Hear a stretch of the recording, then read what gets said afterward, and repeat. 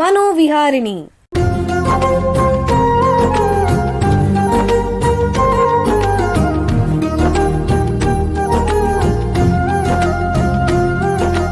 ಬೆಂಗಳೂರಿನ ನಿಮ್ಹಾನ್ಸ್ ವತಿಯಿಂದ ಮಾನಸಿಕ ಆರೋಗ್ಯ ಮತ್ತು ನರವಿಜ್ಞಾನ ಕುರಿತ ಪ್ರಾಯೋಜಿತ ಶಿಕ್ಷಣ ಮಾಲಿಕೆ. ಸಹಯೋಗ ಕರ್ನಾಟಕ ವಿಜ್ಞಾನ ಮತ್ತು ತಂತ್ರಜ್ಞಾನ ಅಕಾಡೆಮಿ, ವಿಜ್ಞಾನ ಮತ್ತು ತಂತ್ರಜ್ಞಾನ ಇಲಾಖೆ, ಕರ್ನಾಟಕ ಸರ್ಕಾರ. ಕೇಳಿ ಮಾನಸಿಕ ಆರೋಗ್ಯ ಮತ್ತು ನರವಿಜ್ಞಾನ ಕುರಿತ ಮಾಲಿಕೆ ಮನೋವಿಹಾರಿಣಿ. ನಮಸ್ಕಾರ ಶ್ರೋತೃಗಳೇ, ನಿಮಗೆಲ್ಲರಿಗೂ ಮನೋವಿಹಾರಿಣಿ ಶಿಕ್ಷಣ ಮಾಲಿಕೆಯ ಇಂದಿನ ಸಂಚಿಕೆಗೆ ಆತ್ಮೀಯ ಸ್ವಾಗತ. ಹಿಂದಿನ ಸಂಚಿಕೆಯಲ್ಲಿ ನಿಮ್ಹಾನ್ಸ್ನ ಕಿರುಪರಿಚಯ, ನಂತರ ನಮ್ಮ ನರಮಂಡಲ ಮತ್ತು ಮೆದುಳಿನ ಬಗ್ಗೆ ತಿಳ್ಕೊಂಡ್ವಿ. ಇಂದಿನ ಸಂಚಿಕೆಯಲ್ಲಿ ಮಾನಸಿಕ ಆರೋಗ್ಯದ ಬಗ್ಗೆ ಹೆಚ್ಚಿಗೆ ತಿಳ್ಕೊಳ್ಳೋಣ. ಮೊನ್ನೆ ನಮ್ಮ ಸ್ನೇಹಿತರ ಮನೆಗೆ ಹೋಗಿದ್ದೆ. ಅಲ್ಲಿ ಅದು ಇದು ಮಾತಾಡಿಕೊಂಡು ವಾಪಸ್ ಹೊರಡುವಾಗ ಅವ್ರ ತಂದೆ ಇದ್ಕೊಂಡು, ಆ ಭಗವಂತ ನಿಮಗೆ ಆನೆ ಕೊಡಲಿ ಅಂತಂದರು. ಅದಕ್ಕೆ ಏನು ಸಾರ್, ನಮ್ಮ ಮನೆ ಇರೋದೇ ಇಷ್ಟು ಚಿಕ್ಕದು, ಅದರಲ್ಲಿ ಆನೆನ ಎಲ್ಲಿಡಲಿ ಅಂತ ಹೇಳಿಬಿಟ್ಟೆ ನಗ್ತಾ. ಅದಕ್ಕೆ ಅವರು, ರೇ, ಆನೆ ಅಂದರೆ ಪ್ರಾಣಿಯಲ್ಲ, ಆ ಅಂದರೆ ಆರೋಗ್ಯ, ನೇ ಅಂದರೆ ನೆಮ್ಮದಿ ಅಂತಂದರು. ಎಲ್ಲರೂ ನಕ್ಬಿಟ್ರು, ನಾನು ನಕ್ಕದೆ. ಮನೆಗೆ ಬಂದಾಗ ನನಗನ್ನಿಸ್ತು, ಹೌದು, ನಿಜ ಅಲ್ವಾ, ಈ ಧಾವಂತದ ಬದುಕಲ್ಲಿ, ಒತ್ತಡದ ಜೀವನದಲ್ಲಿ ನಿಮ್ಮೆಲ್ಲರಿಗೂ ಅದೇ ತಾನೇ ಬೇಕಾಗಿರೋದು. ಆರೋಗ್ಯವೇ ಭಾಗ್ಯ ಅಂತಾರೆ. ಆರೋಗ್ಯಕ್ಕೂ ನೆಮ್ಮದಿಗೂ ಸಂಬಂಧ ಇದೆ. ಇನ್ನೊಂದು ನಾಣ್ಣುಡಿ ಏನು ಅಂತಂದರೆ, ಆಂಗ್ಲ ಭಾಷೆಯಲ್ಲಿ A sound mind in a sound body, ಅಂದರೆ ದೈಹಿಕ ಆರೋಗ್ಯಕ್ಕೂ ಮಾನಸಿಕ ಆರೋಗ್ಯಕ್ಕೂ ನಿಕಟ ಸಂಬಂಧವಿದೆ. ಇಷ್ಟಕ್ಕೂ ಮಾನಸಿಕ ಆರೋಗ್ಯ ಅಂದ್ರೇನು? ಈ ಸಂಚಿಕೆಯಲ್ಲಿ ಇದರ ಬಗ್ಗೆ ಹೆಚ್ಚಿನ ವಿವರ ತಿಳ್ಕೊಳ್ಳೋಣ. ಮಾನಸಿಕ ಆರೋಗ್ಯ ಕ್ಷೇತ್ರದಲ್ಲಿ ಕಳೆದ ಸುಮಾರು 25 ವರ್ಷಗಳಿಂದ ನಿಮ್ಹಾನ್ಸ್ನ ಕ್ಲಿನಿಕಲ್ ಸೈಕಾಲಜಿ ಅಂದರೆ ವೈದ್ಯಕೀಯ ಮನಃಶಾಸ್ತ್ರ ವಿಭಾಗದಲ್ಲಿ ಪ್ರಾಧ್ಯಾಪಕರಾಗಿ ಸೇವೆ ಸಲ್ಲಿಸ್ತಾ ಇರುವಂತಹ ಡಾಕ್ಟರ್ ಮಂಜುಳಾ ಅವರು ನಮ್ಮ ಜೊತೆಗಿದ್ದಾರೆ. ಬನ್ನಿ, ಅವರನ್ನೇ ಈ ವಿಷಯದ ಬಗ್ಗೆ ಹೆಚ್ಚಿಗೆ ವಿವರ ಪಡೆಯೋಣ. ನಮಸ್ಕಾರ ಮೇಡಮ್. ನಮಸ್ಕಾರ. ಈ ಕಾರ್ಯಕ್ರಮಕ್ಕೆ ತಮಗೆ ಸ್ವಾಗತ. ಮೊದಲನೇದಾಗಿ ಜನ ಏನು ಕೇಳಲಿಕ್ಕೆ ಇಚ್ಛೆ ಪಡ್ತಾರೆ ಅಂದರೆ, ಈ ಮಾನಸಿಕ ಆರೋಗ್ಯ ಅಂತಂದ್ರೆ ಏನು, ಅದರ ಡೆಫಿನೇಷನ್ ಅಥವಾ ವ್ಯಾಖ್ಯಾನ ಏನು ಅಂತ ಸ್ವಲ್ಪ ಹೇಳ್ತೀರಾ? ಮಾನಸಿಕ ಆರೋಗ್ಯ ಅಂದರೆ ವಿಶ್ವ ಆರೋಗ್ಯ ಸಂಸ್ಥೆ ಹೇಳೋ ಪ್ರಕಾರ ಮಾನಸಿಕವಾಗಿ ಕ್ಷೇಮವಾಗಿದ್ದು ನಮ್ಮ ಒಂದು ದೈನಂದಿನ ಜೀವನದ ಒತ್ತಡಗಳನ್ನು ನಿಭಾಯಿಸುವಂಥ ಒಂದು ಸಾಮರ್ಥ್ಯ ಹೊಂದಿರುವಂಥದ್ದು, ಮತ್ತೆ ನಮ್ಮ ಸಾಮರ್ಥ್ಯವನ್ನು ಚೆನ್ನಾಗಿ ನಾವು ಕಲಿಯಲಾಗಬಹುದು ಅಥವಾ ಉತ್ತಮ ಕೆಲಸಗಳನ್ನು ಮಾಡಲು ವಿನಿಯೋಗ ಮಾಡಿಕೊಳ್ಳುವಂಥದ್ದು, ಅದೇ ರೀತಿ ಅದಕ್ಕೆ ಬೇಕಾಗುವಂಥ ಕೌಶಲ್ಯಗಳನ್ನು ಬೆಳೆಸ್ಕೊಳ್ಳುವಂಥದ್ದು, ಸಮಾಜಕ್ಕೆ ಒಂದು ಉತ್ತಮವಾದ ಕೊಡುಗೆಯನ್ನು ನೀಡಲು ಸಹಕಾರಿಯಾಗುವಂಥ ಒಂದು ಆರೋಗ್ಯದ ಸ್ಥಿತಿ ಅಂತ ಹೇಳಬಹುದು. ಸೊ ಈ ಮಾನಸಿಕ ಆರೋಗ್ಯ ಒಂದು ನಮ್ಮ ಒಟ್ಟಾರೆ ಆರೋಗ್ಯದ ಮತ್ತು ಯೋಗಕ್ಷೇಮದ ಒಂದು ಅವಿಭಾಜ್ಯ ಅಂಗ ಅಂತ ಹೇಳಿದ್ರು ತಪ್ಪಾಗಲಾರದು. ಯಾಕಂದ್ರೆ ನೀವು ಮುಂಚೆನೆ ಹೇಳಿದ ಹಾಗೆ ಆರೋಗ್ಯ, ಮಾನಸಿಕ ಆರೋಗ್ಯ ಅಥವಾ ದೈಹಿಕ ಆರೋಗ್ಯ ಒಂದಿಲ್ಲದೆ ಒಂದಿರಕ್ಕೆ ಸಾಧ್ಯ ಇಲ್ಲ. ಅವಾಗ ಪರಿಪೂರ್ಣ ಆರೋಗ್ಯ ಆಗೋದಕ್ಕೆ ಸಾಧ್ಯ ಇಲ್ಲ. ಸೊ ಈಗ ನಾವು ಮಾನಸಿಕವಾಗಿ ಆರೋಗ್ಯವಾಗಿದ್ದರೆ ನಾವು ನಮ್ಮ ಜೀವನದಲ್ಲಿ ನಿರ್ಧಾರಗಳನ್ನ ತೆಗೆದುಕೊಳ್ಳಕ್ಕಾಗಿರಬಹುದು ಅಥವಾ ಒಂದು ಉತ್ತಮವಾದ ಸಂಬಂಧಗಳನ್ನ ನಿರ್ಮಿಸೋದಕ್ಕೆ, ಅದೇ ರೀತಿ ನಾವು ವಾಸಿಸುವ ನಮ್ಮ ಜಗತ್ತನ್ನ ಸರಿಯಾದ ರೀತಿಯಲ್ಲಿ ರೂಪಿಸಿಕೊಳ್ಳುವುದಕ್ಕೆ ಇದು ಸಹಕಾರಿಯಾಗುತ್ತದೆ.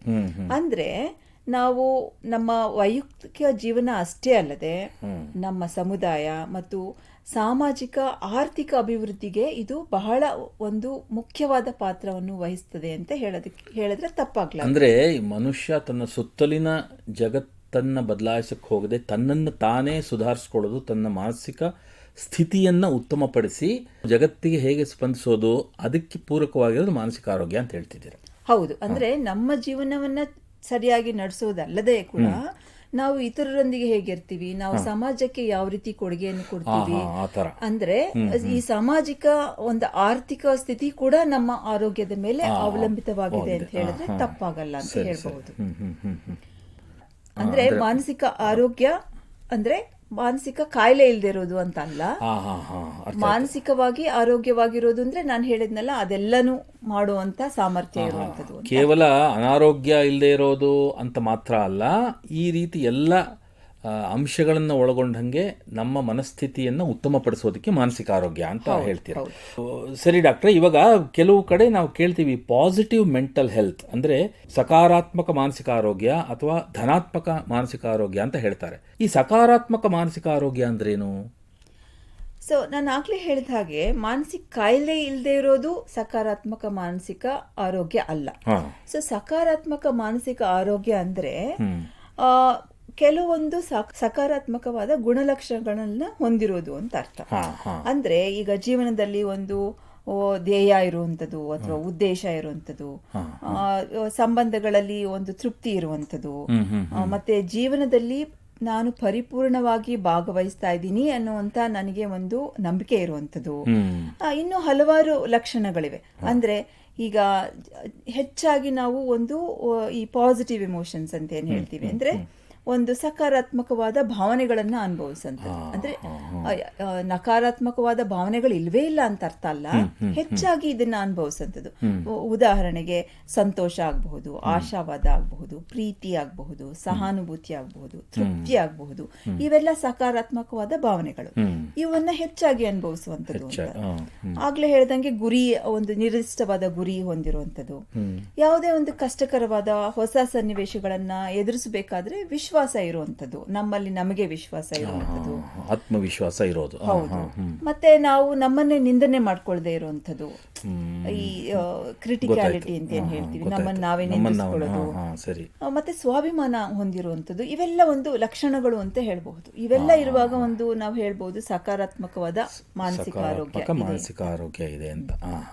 ಈಗ ಒಂದು ಸಣ್ಣ ವಿರಾಮ ತಗೊಳ್ಳೋಣ, ನಂತರ ಮತ್ತೆ ಮಾನಸಿಕ ಆರೋಗ್ಯದ ಬಗ್ಗೆ ಚರ್ಚೆ ಮುಂದುವರಿಸೋಣ. ಬೆಂಗಳೂರಿನ ನಿಮ್ಹಾನ್ಸ್ ಮಾನಸಿಕ ಆರೋಗ್ಯ ಮತ್ತು ನರವಿಜ್ಞಾನ ಕ್ಷೇತ್ರದಲ್ಲಿ ಹೆಸರುವಾಸಿ. ಶ್ರೇಷ್ಠ ಗುಣಮಟ್ಟದ ಔಷಧೋಪಚಾರ, ಸಂಶೋಧನೆ ಮತ್ತು ತರಬೇತಿ ಇವೇ ನಿಮ್ಹಾನ್ಸ್ನ ಪ್ರಮುಖ ಧ್ಯೇಯಗಳು. ದೇಶದ ವಿವಿಧ ಭಾಗಗಳಿಂದ ಬರುವ ಲಕ್ಷಾಂತರ ಜನರಿಗೆ ಚಿಕಿತ್ಸೆ ನೀಡುವ ನಿಮ್ಹಾನ್ಸ್ಗೆ ರಾಷ್ಟ್ರೀಯ ಪ್ರಾಮುಖ್ಯತಾ ಸಂಸ್ಥೆ ಎಂಬ ಗೌರವ. ಚಿಕಿತ್ಸೆ ಮತ್ತು ವೈದ್ಯಕೀಯ ಸೇವೆಗಳ ಜೊತೆಯಲ್ಲಿ ನರರೋಗ ಮತ್ತು ಮನೋವೈದ್ಯಕೀಯ ಪುನರ್ವಸತಿ ಸೇವೆಗಳು, ಸಮುದಾಯ ಮಟ್ಟದ ಆರೋಗ್ಯ ಕಾರ್ಯಕ್ರಮಗಳನ್ನು ನಡೆಸುವುದು ಹಾಗೂ ಜನಜಾಗೃತಿ ಮೂಡಿಸುವ ಕೆಲಸಗಳಲ್ಲಿ ಸಕ್ರಿಯವಾಗಿದೆ ನಿಮ್ಹಾನ್ಸ್. ಈ ನಿಟ್ಟಿನಲ್ಲಿ ಆಕಾಶವಾಣಿಯ ಶ್ರೋತೃಗಳಿಗೆ ನರಮಂಡಲ ಮತ್ತು ಮಾನಸಿಕ ಆರೋಗ್ಯದ ಬಗ್ಗೆ ಉಪಯುಕ್ತ ಮಾಹಿತಿ ನೀಡುವುದೇ ಕರ್ನಾಟಕ ವಿಜ್ಞಾನ ಮತ್ತು ತಂತ್ರಜ್ಞಾನ ಅಕಾಡೆಮಿಯ ಸಹಯೋಗದೊಂದಿಗೆ ಮೂಡಿಬರುತ್ತಿರುವ ಈ ಮನೋವಿಹಾರಿಣಿ ಶಿಕ್ಷಣ ಮಾಲಿಕೆಯ ಮೂಲ ಉದ್ದೇಶ. ವಿರಾಮದ ನಂತರ ಮನೋವಿಹಾರಿಣಿಯ ಈ ಸಂಚಿಕೆಗೆ ಮತ್ತೊಮ್ಮೆ ಎಲ್ಲರಿಗೂ ಸ್ವಾಗತ. ಮಾನಸಿಕ ಆರೋಗ್ಯ ಅಂದ್ರೇನು, ಸಕಾರಾತ್ಮಕ ಮಾನಸಿಕ ಆರೋಗ್ಯ ಅಂದ್ರೇನು ಅನ್ನೋದ್ರ ಬಗ್ಗೆ ನಿಮ್ಹಾನ್ಸ್ನ ಪ್ರಾಧ್ಯಾಪಕರಾದ ಡಾಕ್ಟರ್ ಮಂಜುಳಾ ಅವರು ಹೇಳ್ತಾ ಇದ್ರು. ಈಗ ಈ ಚರ್ಚೆಯನ್ನು ಮುಂದುವರಿಸೋಣ. ಡಾಕ್ಟ್ರೇ, ಸಕಾರಾತ್ಮಕ ಮಾನಸಿಕ ಆರೋಗ್ಯವನ್ನು ಅಳವಡಿಸ್ಕೊಳ್ಳೋಕ್ಕೆ ನಾವು ನಮ್ಮ ಜೀವನ ಶೈಲಿಯಲ್ಲಿ ಮಾಡ್ಕೋಬೇಕಾದಂತಹ ಮಾರ್ಪಾಡುಗಳು ಏನು ಅದು ಸ್ವಲ್ಪ ತಿಳಿಸಿ. ಸೊ ನೀವು ಕೇಳಿರುವಂತ ಪ್ರಶ್ನೆ ಒಂದ್ ಸ್ವಲ್ಪ ಕಷ್ಟದ್ದೇ ಅಂತ ನಾನು ಹೇಳ್ತೀನಿ. ಯಾಕೆಂದ್ರೆ ಇದಕ್ಕೆ ಒಂದು ಪರಿಪೂರ್ಣವಾದ ಉತ್ತರ ಇಲ್ಲ ಅಂತ ನನ್ನ ಅಭಿಪ್ರಾಯ. ಆದ್ರೆ ಕೆಲವು ಸಲಹೆಗಳನ್ನ ಕೊಡಬಹುದು. ಆದ್ರೆ ಈ ಸಲಹೆಗಳು ಬಹಳ ಸುಲಭವಾದ ಸಲಹೆಗಳಲ್ಲ. ಈ ಎಲ್ಲಾ ಸಲಹೆಗಳನ್ನ ನಾವು ಪರಿಪಾಲಿಸಬೇಕಾದ್ರೆ ಅದರಲ್ಲಿ ನಮ್ಗೆ ನಂಬಿಕೆ ಇರಬೇಕು, ನಿಷ್ಠೆ ಇರಬೇಕು, ಮತ್ತೆ ಪರಿಶ್ರಮ ಇರಬೇಕು. ಇವೆಲ್ಲ ಇದ್ರೆ ಮಾತ್ರ ಇದನ್ನ ನಾವು ಸಾಧಿಸೋದಕ್ಕೆ ಆಗತ್ತೆ ಅಂತ ಹೇಳ್ತೀನಿ. ಸೊ ನಾವೆಲ್ಲ ಹೇಳ್ತೀವಿ ಅಂದ್ರೆ ನಾವು ಒಂದು ಜೀವನದಲ್ಲಿ ಶಿಸ್ತಿರ್ಬೇಕು ಅಂತ ಅಂದ್ಬಿಟ್ಟು, ದೈನಂದಿನ ಜೀವನದಲ್ಲಿ ಒಂದು ಶಿಸ್ತಿರ್ಬೇಕು ಅಂತ. ಯಾವ ರೀತಿ ಶಿಸ್ತು? ಊಟ ನಿದ್ರೆ ಸರಿಯಾದ ಟೈಮಿಗೆ ಮಾಡಬೇಕು, ದೈಹಿಕ ವ್ಯಾಯಾಮ ಮಾಡಬೇಕು, ಸರಿಯಾದ ಹವ್ಯಾಸಗಳಿರ್ಬೇಕು, ದೈನಂದಿನ ಚಟುವಟಿಕೆಗಳನ್ನ ಸರಿಯಾದ ರೀತಿಯಲ್ಲಿ ಒಂದು ಕ್ರಮದಲ್ಲಿ ಮಾಡುವಂತ ಒಂದು ಅಭ್ಯಾಸ ಬೆಳೆಸ್ಕೊಳ್ಬೇಕು. ದಿನಚರಿಯಲ್ಲಿ ಶಿಸ್ತು ಅದು ಮೊದಲನೇ ಒಂದು ಪಾಯಿಂಟ್ ಅಂತ ಹೇಳ್ತೀನಿ. ಎರಡನೇದಾಗಿ ನಮ್ಮ ಸಾಮರ್ಥ್ಯಗಳಿಗೆ ಅನುಗುಣವಾಗಿ ನಾವು ಗುರಿಗಳನ್ನ ಇಟ್ಕೊಳ್ಳುವಂಥದ್ದು. ನಮ್ಮ ಪರಿಮಿತಿ ನಮಗೆ ಗೊತ್ತಿರಬೇಕು. ಇಷ್ಟು ನಾನು ಸಾಧಿಸಬಲ್ಲೆ, ಇಷ್ಟು ಸಾಮರ್ಥ್ಯ ಇದೆ, ಅದ್ರ ಪ್ರಕಾರ ನಾವು ಧ್ಯೇಯ ಇಟ್ಕೋಬೇಕು. ಹೌದು. ಹಾಗೆ ನಮಗೆ ಒಂದು ಜೀವನದಲ್ಲಿ ಉತ್ತಮವಾದ ಮೌಲ್ಯಗಳನ್ನ ಬೆಳೆಸ್ಕೊಳ್ಳೋದು ಕೂಡ ಬಹಳ ಮುಖ್ಯ. ಇದರಲ್ಲಿ ನಮ್ಮ ಒಂದು ಮನೆ, ನಮ್ಮ ಹಿರಿಯರು ಅವರೆಲ್ಲ ಪಾತ್ರ ಬಹಳ ಇರುತ್ತೆ. ಆದ್ರೂ ಕೂಡ ಕೆಲವು ಸಲ ನಾವು ಬೆಳೀತಾ ಕೂಡ ಯಾವುದು ಸರಿ ಯಾವುದು ತಪ್ಪು ಅನ್ನೋದನ್ನ ಕಲ್ತ್ಕೊಳ್ತೀವಿ. ಇನ್ನೊಂದು, ಈ ಕಷ್ಟಗಳನ್ನು ಸಹಿಸುವಂತ, ಎದುರಿಸುವಂತ ಮನೋಭಾವನೆ ಬೆಳೆಸ್ಕೊಳ್ಳೋದು. ಕಷ್ಟ ಬಂದಿದ ತಕ್ಷಣ ನಾವು ಹಿಂಜರಿಯೋದು, ನಿರಾಶೆ ಬೆಳೆಸ್ಕೊಂಡ್ ಬಿಡೋದು, ಅದಾದ್ರೆ ನಮ್ಗೆ ಅವಾಗ ಜೀವನನ ಎದುರಿಸೋದಕ್ಕೆ ಕಷ್ಟ ಆಗ್ಬಿಡುತ್ತೆ. ಕಷ್ಟ ಸಹಿಷ್ಣುತೆ ಅಂತಾರಲ್ಲ, ಅದೇ ಜೀವನದಲ್ಲಿ ನಡೆಯುವಂತ ಚಿಕ್ಕ ಚಿಕ್ಕ ವಿಷಯಗಳನ್ನ ಸಂತೋಷ ಪಡುವಂಥದ್ದು, ಸಂಭ್ರಮಿಸುವಂಥದ್ದು, ಆ ಮನೋಭಾವ ಕೂಡ ಬಹಳ ಮುಖ್ಯ. ಯಾಕೆಂದ್ರೆ ನಮ್ಗೆ ದೊಡ್ಡ ದೊಡ್ಡ ವಿಷಯಗಳೇ ನಡಿಬೇಕು ಅಂದ್ರೆ ಆಗಲ್ಲ. ಸಣ್ಣ ಸಣ್ಣ ವಿಷಯಗಳನ್ನ ಅದನ್ನ ಸಂತೋಷ ಪಡುವಂಥದನ್ನ ಆನಂದಿಸುವಂತ ಒಂದು ಅಭ್ಯಾಸ ಬೆಳೆಸ್ಕೊಂಡ್ರೆ ಅವಾಗ ನಮ್ಮ ಜೀವನದಲ್ಲಿ ತೃಪ್ತಿ ಅನ್ನೋದಿರುತ್ತೆ. ಇನ್ನೊಂದು ಬಹಳ ಮುಖ್ಯವಾದ ವಿಷಯ ಅಂತಂದ್ರೆ ನಮ್ಮ ಅವಶ್ಯಕತೆಗಳೇನಿದೆ ಅದನ್ನ ಆದಷ್ಟು ಕಡಿಮೆ ಇರಿಸ್ಕೊಳ್ಳೋದು. ಇದು ಕಷ್ಟವೇ, ಎಲ್ರಿಗೂ ನಮ್ಮ ಅವಶ್ಯಕತೆ ಕಡಿಮೆ ಮಾಡ್ಕೋಬೇಕು ಅಂದರೆ ಕಷ್ಟ. ಬಟ್ ಹೀಗೆ ಮಾಡಿಕೊಂಡ್ರೆ ಅದರಿಂದ ನಮ್ಮ ಮಾನಸಿಕ ಆರೋಗ್ಯ ಉತ್ತಮವಾಗೋದು ಸಾಧ್ಯತೆ ಇರುತ್ತೆ ಅಂತ. ಹೌದು. ಇನ್ನೊಂದು ನಮ್ಗೆ ಯಾವಾಗಲೂ ನಮ್ಮ ಮೇಲೆ ಅಥವಾ ಬೇರೆಯವ್ರ ಮೇಲೆ ಅಥವಾ ನಮ್ಮ ಸುತ್ತಮುತ್ತಲಿನ ಪ್ರಪಂಚದ ಮೇಲೆ ನಾವು ಹಲವಾರು ಈ ಕಂಡೀಷನ್ಸ್ ಅಥವಾ ಷರತ್ತುಗಳು ಅಂತ ಏನ್ ಹೇಳ್ತೀವಿ, ಅದು ಹೀಗೆ ಇರಬೇಕು, ಇದು ಹೀಗೆ ಇರಬೇಕು, ಇದು ಯಾಕೆ ಹಂಗಾಗ್ತಾ ಇದೆ, ಅದು ಯಾಕೆ ಹಿಂಗಾಗ್ತಾ ಇದೆ, ಈ ಒಂದು ಕಂಪ್ಲೇಂಟ್ ಮಾಡೋ ಅಂಥದ್ದು, ಆ ಒಂದು ಮನೋಭಾವ ಬಹಳ ನೋಡ್ತೀವಿ. ಆವಾಗ ಅದು ಒಂದು ನಮ್ಮ ನೆಮ್ಮದಿಯಾಗಿರೋದಕ್ಕೆ ಬಿಡಲ್ಲ. ಹಂಗಿರುವಾಗ ಅಂದರೆ ನಮ್ಮ ನಿರೀಕ್ಷೆಗೆ ತಕ್ಕಂಗೆ ಎದುರು ಇರೋರು ಸರಿಯಾಗಿ ವರ್ತಿಸದೇ ಇದ್ದರೆ, ಪರಿಸ್ಥಿತಿ ಅನುಕೂಲವಾಗಿಲ್ಲದೆ ಇದ್ದರೆ ಅದರಿಂದ ಹೆಚ್ಚಿಗೆ ಒತ್ತಡ ಆಗತ್ತೆ ಅಂತ ಹೇಳ್ತಿದ್ದೀರಾ. ಅದನ್ನ ಕಡಿಮೆ ಮಾಡ್ಕೋಬೇಕು. ಅದನ್ನ ಒಪ್ಕೊಳ್ಳಲ್ಲ ನಾವು. ಎಲ್ಲ ಬದಲಾಗ್ಬೇಕು, ಸುತ್ತ ಬದಲಾಗ್ಬೇಕು ಅಂತ ಅನ್ಕೊಳ್ತೀವಿ. ಅದು ಸುತ್ತ ಬದಲಾಗೋದು ನಮ್ಮ ಕೈಲಿ ಇಲ್ಲ ಅಲ್ಲ, ಅದರಿಂದ ಕಷ್ಟ ಆಗತ್ತೆ. ಸೊ ಅದಕ್ಕೆ ಇದನ್ನ ಷರತ್ತುಗಳು ಆದಷ್ಟು ಕಮ್ಮಿ ಇರಬೇಕು. ಉತ್ತಮವಾದ ಸಂಬಂಧಗಳು ಬಹಳ ಮುಖ್ಯ. ಯಾಕೆಂದ್ರೆ ನಾವು ಒಂದು ಸಮಾಜದಲ್ಲಿ, ಒಂದು ಮನೆಯಲ್ಲಿ, ಒಂದು ಮನೆತನದಲ್ಲಿ ಬೆಳೆದಿರ್ತೀವಿ. ಅದರಿಂದ ಆ ಸಂಬಂಧಗಳನ್ನ ಯಾವಾಗಲೂ ಉಳಿಸ್ಕೊಳ್ಳೋದ್ರಿಂದ ನಮಗೆ ಯಾವಾಗ ಕಷ್ಟ ಬರುತ್ತೆ ಆವಾಗ ಒಂದು ಸಪೋರ್ಟ್ ಸಿಗತ್ತೆ ನಮ್ಗೆ. ಆ ಸಪೋರ್ಟೇ ಇಲ್ಲದೆ ಇದ್ರೆ ನಮಗೆ ಕಷ್ಟಗಳನ್ನ ಎದುರಿಸುವಂತ ಶಕ್ತಿ ಕಡಿಮೆ ಆಗತ್ತೆ ಅಂತಲೇ ಹೇಳ್ಬೋದು. ಈ ಬೆಂಬಲ ವ್ಯವಸ್ಥೆ ಅಂದ್ರೆ ಒಂದು ರೀತಿ ನಮ್ಮ ತಂದೆ ಇದಾರಪ್ಪ, ನಮ್ಮ ತಾಯಿ ಇದ್ದಾರೆ, ನಮ್ಮ ಹೆಂಡತಿ ಇದ್ದಾರೆ, ಗಂಡ ಇದ್ದಾರೆ, ಈ ತರ ಇದ್ರೆ ಒಂದ್ ಸ್ವಲ್ಪ ನಮಗೆ ಒಂಥರ ಧೈರ್ಯ ಬರುತ್ತೆ. ಹೌದು. ಈ ಸಕಾರಾತ್ಮಕ ಭಾವನೆಗಳು ಅದಾಗದೆ ಬರಲ್ಲ. ದೊಡ್ಡ ದೊಡ್ಡ ವಿಷಯಗಳು ನಡೆಯಲ್ಲ ನಮ್ಮ ಜೀವನದಲ್ಲಿ ಯಾವಾಗ್ಲೂ. ಈ ಸಣ್ಣ ಸಣ್ಣ ವಿಷಯಗಳನ್ನ ನಾವೇ ಮಾಡಿ ಸಂತೋಷ ಪಡುವಂಥದ್ದು, ಅಂದ್ರೆ ಆ ಪರಿಸ್ಥಿತಿಗಳನ್ನ ಹುಟ್ಟು ಹಾಕುವಂಥದ್ದು ಕೂಡ ಬಹಳ ಮುಖ್ಯ. ಸರಿ ಸರಿ. ಮತ್ತೆ ಬರೀ ನಮ್ಮನ್ನ ನಾವು ನೋಡ್ಕೊಂಡ್ರೆ ಸಾಲದು, ಬೇರೆಯವ್ರ ಬಗ್ಗೆ ಸಹಾನುಭೂತಿ ಕೂಡ ಇರಬೇಕು. ಸರಿ ಸರಿ. ಅವರ ಕಷ್ಟಗಳನ್ನ ನಾವು ಅವರಿಗೆ ಸಹಾಯ ಮಾಡುವಂಥದ್ದಾಗ್ಬೋದು, ಅರ್ಥ ಮಾಡ್ಕೊಳ್ಳುವಂತ ಮನಸ್ಥಿತಿ ಕೂಡ ಮುಖ್ಯ ಆಗತ್ತೆ. ಪರಿಶ್ರಮ ಪಡುವಂತ ಒಂದು ಮನೋಭಾವನವನ್ನ ಬೆಳೆಸ್ಕೊಳ್ಳುವಂಥದ್ದು. ಯಾವುದನ್ನು ಸುಲಭವಾಗಿ ಸಿಗಲ್ಲ. ಹೌದು. ಅದಕ್ಕೆ ಬೇಕಾಗುವಂತ ಒಂದು ಪರಿಶ್ರಮ ಬೇಕೇ ಆಗತ್ತೆ. ಸೊ ಅದರಿಂದ ಪರಿಶ್ರಮ ಪಡುವಂತ ಒಂದು ಮನೋಭಾವನ ಕೂಡ ಬಹಳ ಮುಖ್ಯ ಆಗತ್ತೆ. ಈ ಮತ್ತೆ ಅಂದ್ರೆ ಮಾನಸಿಕ ಸಮಸ್ಯೆಗಳು ಎಲ್ಲರಿಗೂ ಸಾಮಾನ್ಯವಾಗಿ ಒಂದಲ್ಲ ಒಂದು ಸಮಯದಲ್ಲಿ ಬರುತ್ತೆ. ಹಾಗಿರುವಾಗ ಆ ಒಂದು ಸಮಸ್ಯೆ ಬಂದಾಗ ನಮ್ಮ ಕೈಲಿ ಅದನ್ನ ಸರಿ ಮಾಡಕ್ ಆಗ್ತಾ ಇಲ್ಲ, ಅದನ್ನ ಪರಿಹಾರ ಮಾಡ್ಕೊಳಕ್ ಆಗ್ತಾ ಇಲ್ಲ ಅನ್ನುವಾಗ ಸಹಾಯ ಪಡೆಯೋದು ಕೂಡ ಒಂದು ಒಳ್ಳೆ ಒಂದು ಮನೋಭಾವನೆ ಅಂತಲೇ ಹೇಳ್ತೀನಿ. ಹೌದು. ತಮ್ಮ ಕಷ್ಟ ಬಂದಿರೋದು ಬೇರೆಯವ್ರಿಗೆ ಹೇಳ್ಕೊಂಡ್ರೆ ಅದೇನು ನಮ್ಮ ದೌರ್ಬಲ್ಯ ಅನ್ಕೊಂಡ್ಬಿಡ್ತಾರೇನೋ ಅಂತ ಹಿಂಜರಿಕೆ ಇರುತ್ತೆ. ಅದ ಧೈರ್ಯ ಮಾಡಿ ನಿಮ್ಮ ಸಂಬಂಧಿಕರು ಅಥವಾ ತಜ್ಞರೋ ಯಾರ ಹತ್ರನೂ ಹೋಗಿ ಹೇಳ್ಕೊಂಡ್ರೆ ಬಹುಶಃ ಅದಕ್ಕೆ ಸೂಕ್ತ ಪರಿಹಾರ ಸಿಗ್ಬೋದೇನೋ ಅಲ್ವಾ? ಹೌದು.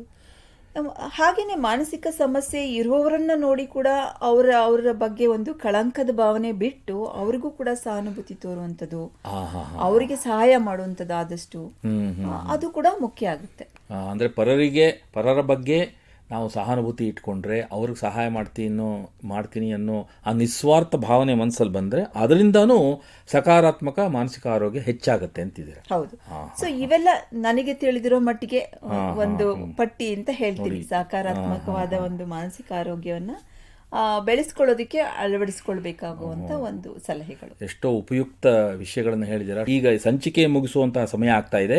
ಡಾಕ್ಟರ್ ಮಂಜುಳಾ ಅವರೇ, ಎಲ್ಲ ಕೇಳುಗರಿಗೆ ಮಾನಸಿಕ ಆರೋಗ್ಯದ ಬಗ್ಗೆ ಸಾಕಷ್ಟು ಉಪಯುಕ್ತ ಮಾಹಿತಿ ನೀಡಿದ್ದೀರಾ. ನಿಮಗೆ ಎಲ್ಲರ ಪರವಾಗಿ ಧನ್ಯವಾದಗಳು. ನಮಸ್ಕಾರ. ಶ್ರೋತೃಗಳೇ, ಇನ್ನೂ ಹೆಚ್ಚಿನ ಮಾಹಿತಿಯೊಂದಿಗೆ ಮನೋವಿಹಾರಿಣಿಯ ಮುಂದಿನ ಸಂಚಿಕೆಯಲ್ಲಿ ಭೇಟಿಯಾಗೋಣ.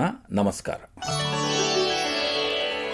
ಇಲ್ಲಿಯವರೆಗೆ ಬೆಂಗಳೂರಿನ ನಿಮ್ಹಾನ್ಸ್ ವತಿಯಿಂದ ಮಾನಸಿಕ ಆರೋಗ್ಯ ಮತ್ತು ನರವಿಜ್ಞಾನ ಕುರಿತ ಪ್ರಾಯೋಜಿತ ಶಿಕ್ಷಣ ಮಾಲಿಕೆ ಮನೋವಿಹಾರಿಣಿ ಕೇಳಿದಿರಿ. ಸಹಯೋಗ ಕರ್ನಾಟಕ ವಿಜ್ಞಾನ ಮತ್ತು ತಂತ್ರಜ್ಞಾನ ಅಕಾಡೆಮಿ, ವಿಜ್ಞಾನ ಮತ್ತು ತಂತ್ರಜ್ಞಾನ ಇಲಾಖೆ, ಕರ್ನಾಟಕ ಸರ್ಕಾರ. ನೆರವು ಮಾನಸಿಕ ಆರೋಗ್ಯ ಶಿಕ್ಷಣ ವಿಭಾಗ, ನಿಮ್ಹಾನ್ಸ್ ಹಾಗೂ ನಿವೇದಿತಾ ಬಿಎಸ್, ನಿಮ್ಹಾನ್ಸ್. ಸಂಗೀತ ಸಂಯೋಜನೆ ಕೆ ಕಲ್ಯಾಣ್. ಪರಿಕಲ್ಪನೆ, ನಿರೂಪಣೆ ಮತ್ತು ನಿರ್ಮಾಣ ಡಾಕ್ಟರ್ ಎಂಎಂ ಶ್ರೀನಿವಾಸ್ ಭರತ್, ನಿಮ್ಹಾನ್ಸ್. ನಿಮ್ಮ ಸಂದೇಶಗಳನ್ನು ಕಳಿಸಬೇಕಾದ ದೂರವಾಣಿ ಸಂಖ್ಯೆ 7891105524 7899105524. ವಾಟ್ಸ್ಆಪ್ ಸಂದೇಶಗಳು ಮಾತ್ರ. ಈ ಕಾರ್ಯಕ್ರಮದ ಮುಂದಿನ ಸಂಚಿಕೆ ಮುಂದಿನ ವಾರ ಇದೇ ಸಮಯಕ್ಕೆ ಮನೋವಿಹಾರಿಣಿ ಮಾಲಿಕೆಯಲ್ಲಿ.